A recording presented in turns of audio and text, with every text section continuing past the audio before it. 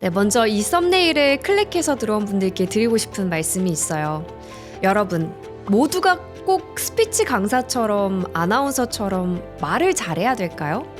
말을 잘한다는 건 뭘까? 대화의 신 레리 킹은 이걸 꼭 기억하라고 합니다. 대화를 잘하는 방법은요. 네, 먼저 이 썸네일을 클릭해서 들어온 분들께 드리고 싶은 말씀이 있어요. 여러분, 모두가 꼭 스피치 강사처럼 아나운서처럼 말을 잘해야 될까요? 그리고 말하기에 있어서 아나운서처럼 또렷한 발음을 내고 또 좋은 발성과 중저음의 목소리 톤을 갖는 게 가장 중요할까요? 제가 말씀드린 이 문제들을 여러분들이 꼭 다시 한번 깊이 있게 생각해 보셨으면 좋겠어요. 말을 잘한다는 건 뭘까? 부사를 남용하지 않고 딕션이 콱 박히는 말을 하고 이런 게 본질일까? 일단 모두가 말을 잘하는 달변가가 돼야 할까요? 어떤 사람들은 이렇게 주장합니다. 말을 잘해야 뭘 해도 성공한다. 맞아요. 말을 잘하면 성공할 확률이 올라갈 수 있습니다. 말만 잘해도 성공하는 케이스가 있겠죠. 하지만 여러분, 성공한 모든 사람들이, 모든 위인들이 달변가인 건 전혀 아니었다는 역사적 사실을 꼭 기억해 주세요. 예를 들면 일론 머스크처럼 자폐 스펙트럼 때문에 스몰 토크에 어려움을 겪는 사람도 있고요. 우리가 모두 아는 간디, 마하트마 간디는 인도 전 국민의 마음을 움직였지만 아주 수줍음이 많고 또 공개적으로 말을 잘 못하는 인물이었다고 사람들은 기억합니다. 간디의 자서전에서도 이런 내용이 나와요. 자신의 성격이 매우 소심했고 사람들 앞에서 말하는 게 큰 부담이었다고. 간디는 말하기로 사람의 마음을 움직인 게 아니라 뭐 어떤 꿀 같은 보이스와 아나운서 같은 딕션으로 사람들의 마음을 움직인 게 아니라 신념으로 사람의 마음을 움직인 거였거든요. 제가 생각할 때 성공한 사람들의 진짜 특징은 뭐 발음이 좋고 목소리 톤이 좋고 달변가인 게 아니라 결정적인 순간에 꼭 필요한 순간에 스스로를 이겨내는 말하기를 했다는 거예요. 그러니까 정말 꼭 필요한 순간에만 말을 잘하면 되는 거죠. 그 절박성이, 그 필요성이 말을 잘하게 만들거든요. 전 여러분들께 영화 킹스 스피치도 추천드리고 싶어요. 이 영화가 그 영국의 왕 조지 6세가 어떤 심한 말더듬을 극복하고 국민들 앞에서 목소리를 내는 지도자가 되는 과정, 이걸 그린 영화거든요. 저는 솔직히 말씀드리면 그런 사람들이 진짜 많이 봤어요. 말을 끊김없이 너무 잘해. 막 청산유수로 잘하고 완벽한 발음과 매력적인 목소리 톤을 가지고 있는데도 그닥 호감이지 않은 사람들 있지 않나요? 여러분들 주변에도? 사람들이 결국 진짜 감동하고 끌리게 되는 건 그런 외적인 것들이 아니라고 생각해요. 그게 하나도 중요하지 않다는 건 아니에요. 다만 핵심과 본질은 아니라는 말씀을 꼭 드리고 싶었습니다. 자, 이제 본론으로 들어가서 어떻게 하면 말을 잘할 수 있을지에 대해서 이야기를 해보려고 해요. 제가 대학생 때 인상 깊게 읽었던 이 책 대화의 신 내용도 얘기해 드릴 거고요. 제가 KBS 아나운서로 또 프리랜서 아나운서로 한 10년간 말하기를 해오면서 느낀 어떤 말하기에 대한 개인적인 경험도 다음 영상에서 들려드리겠습니다. 일단 이 책을 쓰신 레리 킹은요. 젠지 세대 분들은 잘 모르시는 분들이 많을 텐데 이분은 토크쇼의 제왕, 대화의 신이라고 불렸던 자칭 타칭 세계 최고의 앵커였습니다. 1957년에 라디오 진행자로 방송을 시작한 이후 거의 한 50년간 살아있는 전설로 불리셨던 분인 거죠. 특히 CNN에서 1985년부터 레리 킹 라이브를 진행하면서 전 세계에서 가장 영향력이 있는 프로그램의 MC로 인정받았죠. 예를 들면 뭐 오바마 대통령, 빌 게이츠, 마이클 조던, 레이디 가가 이런 수많은 셀럽들이 출연해서 그와 인터뷰를 했습니다. 다른 데에서는 잘 풀어놓지 않는 솔직한 이야기를 끌어내는 탁월한 능력으로 정말 전설적인 존재가 됐고요. 레리 킹이 그동안 수많은 다양한 사람들을 인터뷰하면서 느낀 것들을 바로 이 책에 풀어놓은 거예요. 여러분들의 시간은 소중하니까 제가 핵심부터 말씀을 드릴게요. 이 영상의 내용을 다 까먹으셔도 이거 하나만은 꼭 기억하고 가세요. 대화를 잘하는 방법은요. 말하기를 잘하는 방법을 배우는 게 아니라 듣기를 잘하는 방법을 배우는 거예요. 물론 이것도 전제 조건은 내가 잘 되고 싶은, 내가 잘 보이고 싶은 사람과 말하기를 잘하는 방법이겠죠. 짜증나고 싫어하는 사람과 말하는 방법이 아닙니다. 대화의 90%는 말하기가 아니라 듣기라고 대화의 신 레리 킹도 이야기를 합니다. 어떻게 말을 잘하는지 배우는 게 아니라 어떻게 하면 잘 들을 수 있나, 그 방법을 배우는 거예요. 아니, 대단한 비결을 기대했는데 너무 뻔한 소리 하지 말라고요? 전혀요. 이게 전혀 뻔한 얘기가 아니에요. 여러분, 이게 얼마나 어려운 일인지 아세요? 여러분 주위에 리스닝을 잘하는 사람 몇이나 되는 것 같아요? 여러분들 핸드폰에 연락처가 뭐 100개 이상, 많은 분들은 1000개 이상 저장이 되어 있을 텐데 그 중에 잘 들어주는 사람은 5%가 될까 말까일 거예요. 95% 정도의 사람들은 잘 안 들어요. 잘 못 들어요. 그러면 우리는 도대체 왜 들어야 되는 걸까요? 왜 듣기가 중요한 걸까요? 대화의 신 레리 킹은 세계에서 가장 유명한 스타와 이야기를 하든 아니면 길거리에서 만난 평범한 사람과 이야기를 하든 이걸 꼭 기억하라고 합니다. 모든 사람은 어떤 일에 관해서는 전문가다. 누구를 만나든 배울 점이 있고 새롭게 알게 되는 게 있는 거예요.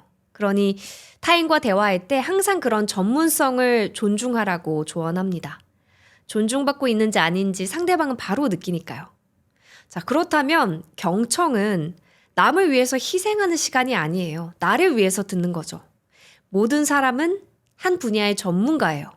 근데 내가 내 말을 듣고 있을 때는 이미 알고 있는 걸 듣는 거잖아요. 아무것도 배울 수가 없습니다. 뭐 말하기에 스킬적인 훈련 정도 되겠죠. 근데 세상에 대해서 또 인간에 대해서 많은 걸 배우기 위해서는 상대방의 말을 경청해야 합니다. 이건 나를 위한 거예요. 물론 다시 말씀드리지만 자기 말만 하고 대화를 독점하고 무례한 사람들한테는 예외입니다. 그런 사람들은 잘 듣는 게 아니라 잘 피하는 게 필요하겠죠. 자, 그러면 어떻게 하면 잘 들을 수 있을까요? 듣는 거는 그냥 들으면 되는 거 아닐까요? 그것도 방법이 필요할까요? 자, 들으려면 일단 상대방이 말을 해야 되잖아요? 예를 들면 처음 만나서 아직 친하지도 않은 어색한 사이에서 낯선 관계에서 상대방이 말을 편하게 솔직하게 하도록 이끌어내는 거 정말 쉽지 않습니다. 그러니까 질문을 잘해야 되겠죠. 질문만 잘해도 대화는 끊기지 않습니다. 자, 정리를 하자면 말을 잘하는 방법은 잘 듣는 것. 잘 들으려면 좋은 질문을 하는 방법을 배워야 되겠죠.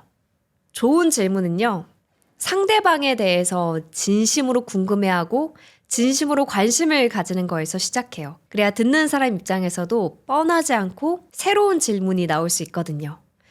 처음부터 막 참신한 질문이 나오기는 어려워요. 근데 관심을 가지고 애정을 가지고 상대방의 말을 듣다 보면 거기에서 가지를 쳐서 새로운 대화 주제가 생길 수 있어요. 저는 이렇게 생각했어요. 마치 내가 셜록 홈즈 같은 탐정이 됐다고 생각하고 상대방의 말을 주의 깊게 들으면서 그 몇 마디의 말에서 몇 안 되는 힌트를 얻어서 그 사람에 대해서 더 파고든다고 생각을 해봐요. 첫 몇 마디에 함부로 쉽게 판단을 내리거나 편견을 갖지 않고요. 호기심을 가지면서 왜? 라는 질문을 던져보는 거죠. 저 사람은 왜 그 드라마를 재밌게 봤다고 했을까? 왜 휴가를 하필 일본으로 갔다고 하는 걸까? 이런 질문을 던져보면서요. 그래서 레리 킹도 항상 어린아이처럼 호기심을 갖고 왜? 라는 질문을 많이 했다고 해요. 레리 킹은 여럿이 있을 때 먹히는 대화법에 대해서도 노하우를 공유합니다. 사람이 많은 곳에서 어색해하고 뻘쭘해하는 분들 계시죠? 제가 바로 그런 사람이거든요. 자, 레리 킹은 사람들이 많은 곳에서는 1대1로 공략하라고 조언합니다.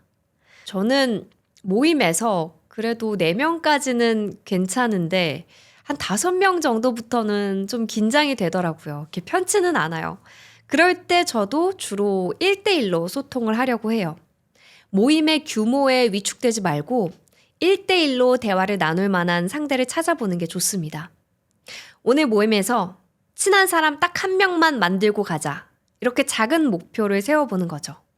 그렇지만 이건 책에 나온 내용은 아닌데 제 생각에 모임에서 너무 한 사람과 오래 이야기를 하면 그것도 그것대로 옆옆 사람을 좀 소외시킨다든지 너무 자기들끼리 이야기를 한다는 인상을 줄 수 있어요. 그래서 분위기를 봐서 어느 정도 이야기를 나눴다 싶으면 주위의 다른 사람들에게도 관심을 나눠주는 게 필요하다고 생각해요. 여럿이 있을 때는 항상 대화에서 좀 뻘쭘해하는 사람을 잘 챙겨주는 센스도 한번 발휘해 주세요. 왜냐하면 저는 그 소외된 마음을 너무 잘 알거든요. 제가 학창 시절부터 목소리가 그렇게 큰 편이 아니고 또 스몰 토크에도 능한 사람이 아니었어서 그리고 제 관심사나 취향이 조금 대중적이진 않은 면이 있었거든요. 그래서 종종 소외되어 본 경험이 있기 때문에 누군가 막 어색해하는 저를 챙겨주면 그게 너무 고맙고 그 사람과 유독 친해지게 되더라고요. 근데 이거를 잘 하려면 여럿이 모였을 때 대화에 완전 몰입하는 것도 좋지만 가끔씩 주위를 한번 둘러보고 분위기를 한번 쓱 훑어주는 센스도 있었으면 좋겠어요. 소외된 사람을 발견한다면 막 얘기하다가 너는 어떻게 생각해? 이렇게 관심의 공을 던져주는 거죠. 그리고 여기서 더 나아가서 만약 내가 1대1 대화에는 이제 좀 자신이 있고 여러 명과 한꺼번에 소통할 자신이 좀 생겼다 하는 분들에게 추천하는 방법이 있습니다. 자리에서 약간 논쟁적인 주제를 던져보는 거예요. 만일 뭐뭐라면 if로 시작하는 질문을 사람들에게 해보는 거죠. 근데 이 책에서 말한 논쟁적인 주제는 막 싸움이 일어날 수 있는 좌파 우파 정치적인 이야기, 뭐 젠더 이슈, 낙태죄 이슈 이런 민감한 주제를 던지라는 게 아니라 요즘으로 치면 밸런스 게임 같은 거예요. 누구나 참여할 수 있을 정도로 가볍지만 의견이 극명하게 갈릴 수 있는 그런 주제들. 그래서 제가 요즘 해보고 싶은 밸런스 게임 주제가 있거든요. 한번 들어보세요. 물을 제외하고 평생 커피와 술 둘 중에 하나만 마실 수 있다면 어떤 걸 고르시겠어요? 뭐 이런 주제예요. 이게 저한테는 너무 어려울 것 같은 거예요. 커피와 술? 절대 포기 못해. 막 이런 생각이 들어서 이런 주제를 한번 모임에서 풀어놓고 싶더라고요. 여러분들도 이렇게 나만의 밸런스 게임 주제를 준비해놓고 자리에서 한번 풀어보세요. 아니면 뭐 이런 질문 있잖아요. 만일 이 자리에서 딱 한 명과 무인도에 가게 된다면 누구를 고를 것인가? 이런 만약 뭐뭐라면 질문들. 이런 것들을 이제 딱 던지는 순간 어색했던 자리가 금방 토론으로 후끈 달아오를 수 있거든요. 자, 마지막으로 레리킹은 발표나 연설같이 공적인 성격의 말하기를 잘 해낼 수 있는 방법에 대해서도 조언을 합니다.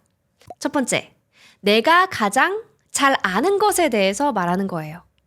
청중을 매료시키는 스피치를 하려면 먼저 주제 선정부터 현명하게 해야겠죠. 근데 만약 내가 잘 알지 못하는 주제를 꺼내거나 그걸로 발표를 하면 스스로도 어딘가가 불편하게 느껴지고 또 자신감이 떨어질 거예요.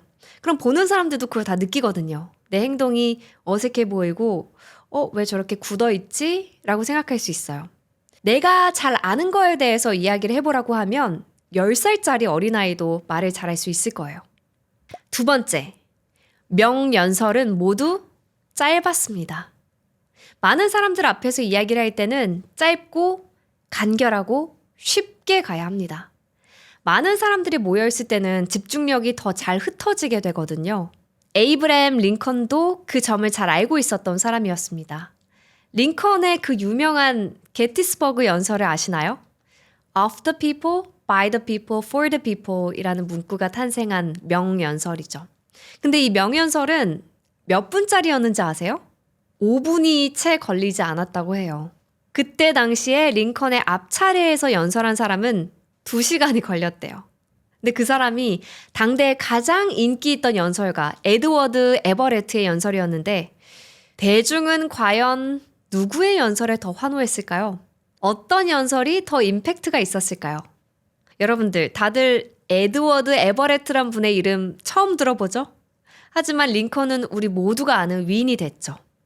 자, 이제 오늘의 영상을 마무리하려고 하는데요. 제가 사실 여러분들의 도움이 필요한 부분이 있습니다. 제가 이 책을 읽으면서 잘 이해가 안 가는 부분이 있어서요. 레리 킹이 방송에서 정말 많은 사람들을 만나서 인터뷰를 해왔잖아요. 근데 그렇게 수많은 사람들을 만나본 끝에 자신이 초대하고 싶은 게스트의 조건에 대해서 이야기를 하거든요. 그 부분 한번 읽어드릴게요. 이 중 3가지는 갖추고 있어야 초청 대상이 된다. 그 기준은 다음과 같다. 1. 자신의 일에 대한 열정. 여기 부분 이해가 됐어요. 2번째, 시청자에게 분명하고도 흥미있게 설명할 수 있어서 시청자가 그 일에 관해서 좀 더 알고 싶도록 흥미를 유발할 수 있는 능력. 네, 여기까지도 이해가 됐어요. 근데 3번째, 무언가에 약간 화가 나 있는 듯한 사람. 이 부분이 저는 진짜 잘 이해가 안 가는 거예요. 이 책에서 예를 들어준 거는 집 앞에 쌓인 눈을 언제 치워줄 거냐고 법원이나 시청에 가서 한바탕 싸우고 온 사람은 대담 프로에서 누구보다도 생동감 있게 그 일에 대해 말할 것이다 라고 예시를 들어줬어요. 근데 그래도 무언가에 약간 화가 나 있는 사람이 좋은 게스트의 자질이 된다? 이게 저는 약간 아리송하더라고요. 화가 나 있는 사람은 조금 더 말을 재밌게 하려나? 여러분들은 혹시 비슷하게 느낀 적이 있나요? 여기에 대한 여러분들의 의견이 너무너무 궁금하더라고요. 그래서 댓글로 여러분들의 생각을 들려주세요. 자, 그럼 다음 편에서는 좀 더 저의 개인적인 경험과 개인적인 노하우를 녹여낸 말하기와 대화법 영상 가지고 돌아올게요. 또 만나요. 단어 속에 잠긴 세계 끝없는 여행이 시작돼 나는 책을